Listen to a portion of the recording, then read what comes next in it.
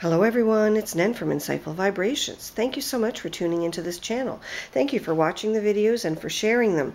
I also appreciate all of those likes because they help me understand which videos were useful to you, and that will help improve the content and delivery of the videos as time goes on. I also would like to ask you to watch all the videos for your sun sign, moon sign, and rising sign. And the rising sign is also called the ascendant. This will help you gain a more comprehensive picture of the energies of this week. As usual, we start off with an astrological overview for all signs, and I've drawn some beautiful cards from the Syrian Starseed Tarot by Patricia Corey and Alyssa Bartha. And these are beautiful cards that really resonate with me, but I hope they resonate with you as you look at this video. And remember, at the end of this astrological overview, the zodiac sign that is mentioned on the title of the video will continue, and the forecast will be for that particular zodiac sign. So watch all three for a better idea of what's going on. And because I'm recording this on July 10th, which would have been Nikola Tesla's birthday, were he to continue to be alive, at least in this 3D format, I thought I would include a picture of Nikola Tesla.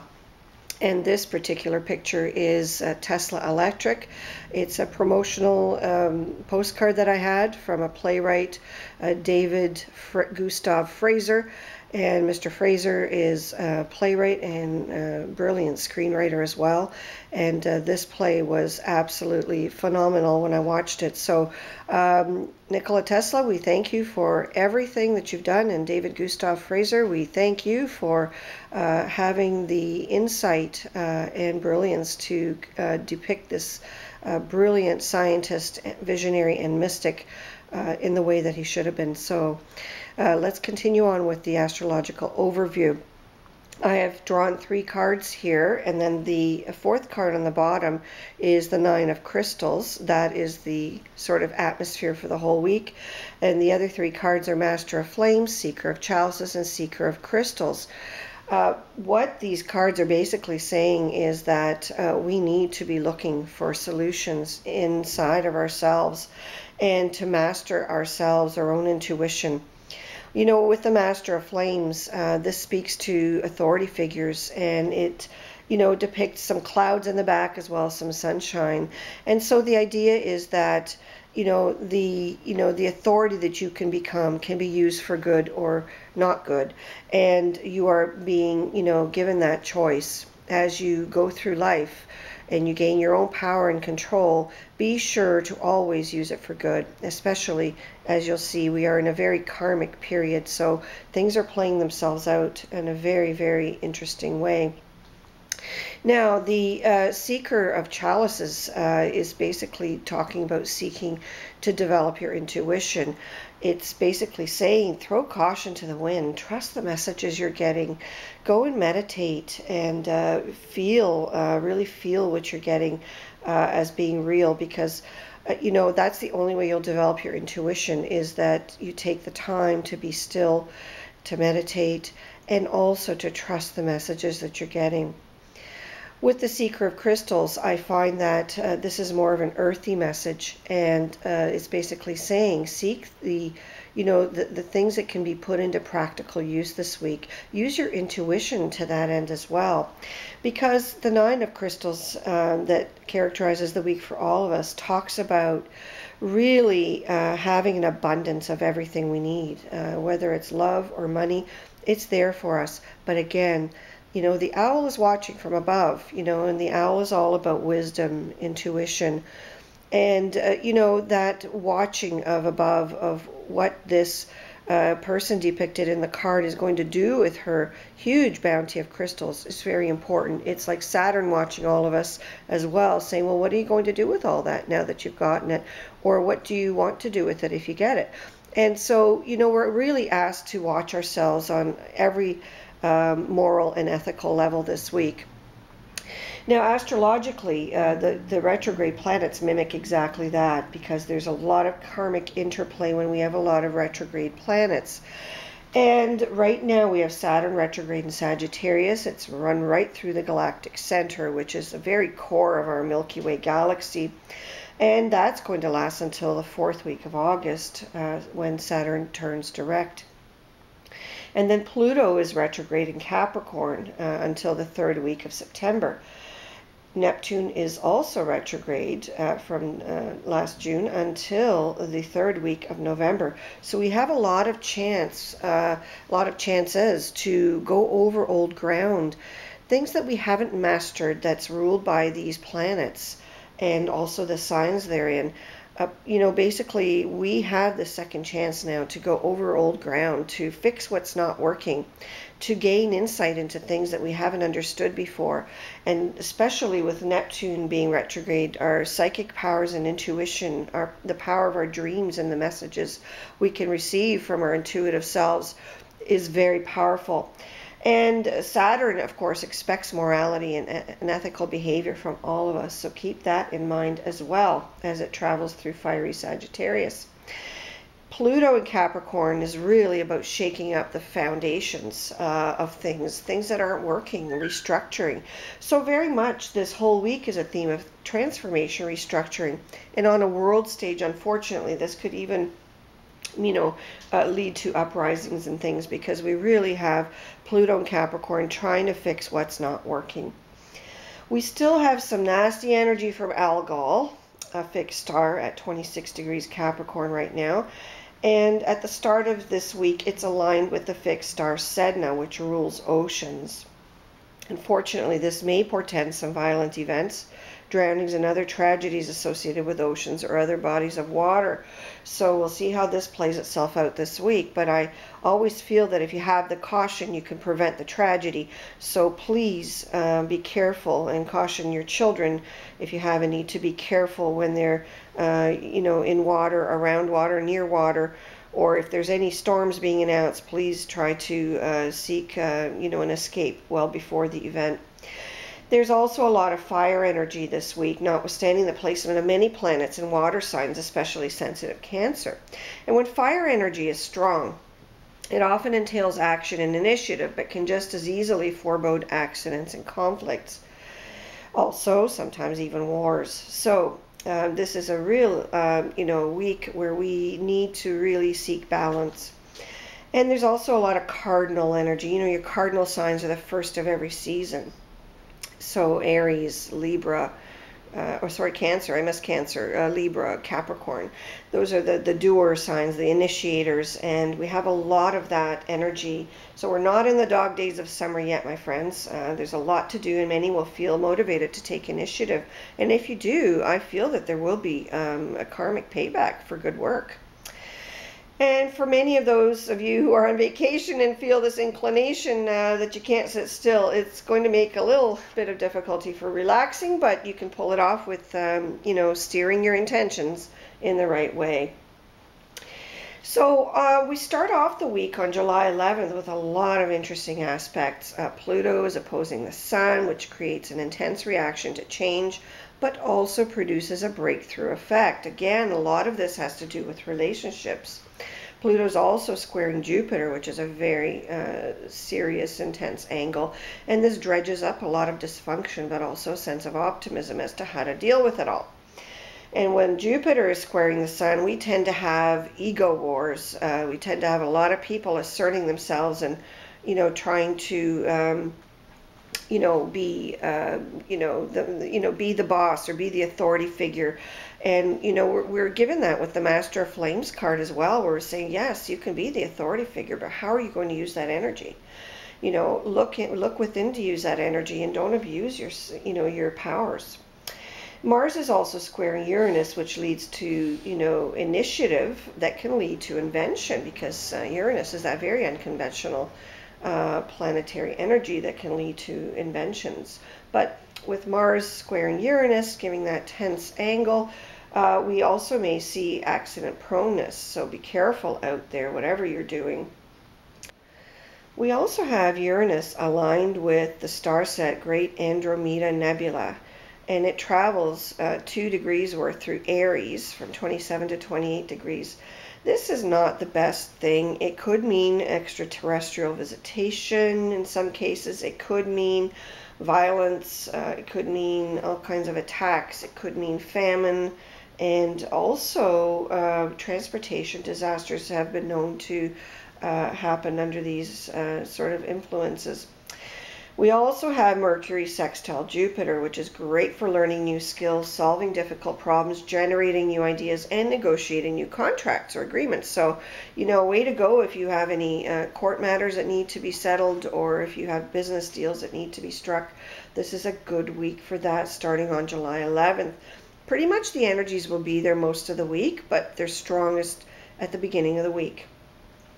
Then we also have, adding to that, great communication potential, Castor, a star that's also a twin, so we have Castor and Pollux in the Gemini constellation. And Castor is now at 20 degrees Cancer, aligning with the Sun. And this creates a brilliant energy for expressing yourself, for writing, for creating, even writing agreements, even writing novels. It doesn't matter what you do, but write, create, communicate. That's the real strength this week with this aspect. And Venus is in Gemini, which also makes communication well starred, especially in matters of love and money. But you also may see with this restlessness, playfulness, and again, we're being cautioned by Saturn, like, do the right thing, make sure you get your job done, before you go out and play. So again, we have the choice of how we're going to use that energy. If you're on vacation, that's fantastic. If you're not, buckle down and get some work done. You've got lots of that fire energy there to support you. Then on July 12th, we have Mercury sextiling Jupiter, and this is also great for learning new skills, solving difficult problems. And, Shiat is there favoring intellectual work, and this is a star that's at 10 degrees Pisces. And what this means to me as well is, when Shiat is in Pisces, is that we have to use our intuition and apply that to our intellectual work. So it's not just about being practical in 3D. It's also about what can I glean from my inner self or from higher sources, from other dimensions, etc., to apply to this third dimension. So it takes you a step further. And Arcturus is at 10 degrees Leo, and it's daring you to try a new approach. It's asking you to be bold and audacious, but in a nice way. Then when we come to the 14th of July, we have Mercury sextiling Jupiter again, so we're in good stead there. And we also have Cupido, which is a wonderful energy aligned with the galactic center and on its way out of there as well. But it's aligning with Aculeus at 25 degrees and 58 minutes Sagittarius, so it's almost coming out of the galactic center. And this means that there may be some difficulties, some conflict, some attacks of some kind, whether it's ego wars or actual wars. But what it means is that there will be success. So I think the good will prevail. In other words, the person that's right in the dispute or conflict will prevail. And this Aculeus star is the twin scorpionic star, and the other one is called Acumen, and it's not such a good star. But basically, I think with this, bunch of energies acting together, we can also see partnerships, cooperation, respect, and harmony, possibly even on a world stage, the signing of important pacts, peace agreements, etc. It's fantastic energy for finding a reconciliation and true soul love in relationships. So that's also good. And then we have July 16th, the end of the week, Sunday. We have some interesting aspects there. But it's a tense day, I'll tell you, because there's a lot of fiery energy and a lot of emotional energy as well. So we have the sun squaring the moon, so you may find that people are a little bit off kilter with their emotions, that there's this sort of dichotomy, male against female energies. So, asserting yourself versus not asserting yourself will definitely be a theme to be played out. Mars also squares the moon, and that can lead to intolerance, insisting on, your way or the highway kind of thing. It also talks about lessening your self-control and in making sure you gauge your quick temper if you have one. So really, a lot of tension there. Then we have the Sun conjunction Mars. We have a lot of impulsiveness, boundless energy, and adventurous spirit there. And then finally, the Sun square Uranus with a lot of impulsiveness again and obstinacy. So my advice here is to try a unique approach to self-development this week, given the astrology and the cards that we've drawn from this beautiful deck. And I feel that if we really all just try to be a little circumspect this week and really take the high road on things, that the week is going to be absolutely fabulous. So here's the zodiac sign forecast for your sign. Thank you for watching. Hello Scorpio, Sun sign, Moon sign, Rising sign folks. This is your forecast for the week of July 11th to 16th, 2017. We are using the Great Lenormand deck. The card at the very top left suggests the atmosphere or main issues of the week, and the 3 cards below suggest how those energies will be manifested in a practical sense. And we start with the general card, the Ace of Clubs, and this is a fantastic card because it is talking about success. It talks about wealth, prosperity, perhaps even a windfall. So this is a really, really good card. Expect the unexpected sometimes with this card, but all of it will be good. I do feel sometimes, though, that this card can talk about envy or jealousy, and so you do have to guard against people who do have that tendency, because they can cast some energy at you that can make success a little bit more turbulent. Success nonetheless, though. Then below we have the 10 of Hearts. And this could mean success after a difficult period of time as well. And what is it depending on? It's depending on perseverance, steady progress. It's depending on some kind of writing communication, whether it be through music, through actual writing, whether it be through some other communication method. It's really depending on how much you light someone's fire as to how successful you will be. It can also sometimes signify that there's someone around you who may be a young female who may not have very much get up and go right now. This could be a tendency toward depression, or it could just simply be a lack of willpower. So that is also playing itself out here. And then we have the 7 of Hearts, and this is usually a very good card, except that there may be a parting between friends and loved ones. Some sad news, perhaps a visitor that brings disagreeable news to you.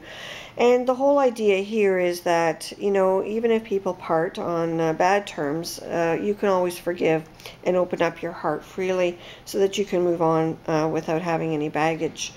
You know, sometimes we meet people for a certain reason, for a certain time, and it's not something that's meant to last very long. So, you know, you can't force the inevitable sometimes. And what I'm saying to you now is, if you're in that situation, stay focused, stay composed, and try to be, you know, acting with the highest of intentions. Everything is a blessing, even if it seems like a little bit of an oddity or awkwardness. And not all of you will experience all these energies, Scorpio, because sometimes, you know, somebody who's listening to this will need to hear it, but not all of you will. And then we have the 10 of Clubs card, and that talks about business success, career success. All of that is very, very good. But it's also talking about a rivalry, a competitor. It's talking about possibly even an enemy. And it may also bode well for taking a trip. So those of you who are traveling for business this week should find themselves really being successful. But I find that some of you will actually be traveling for love or family purposes. So this may just be a vacation, off to see friends, or just to get a rest. Or it may be to meet someone that you've met online, because that's also possible here. I do feel that a lot of you will have a friendship focus this week, and there is a prominent Sagittarian in your week here, Scorpio. So I feel that that person will be there for you, be there to support you. So, you know, I think that if you stay composed and be positive and goal focused, you will have a wonderful week.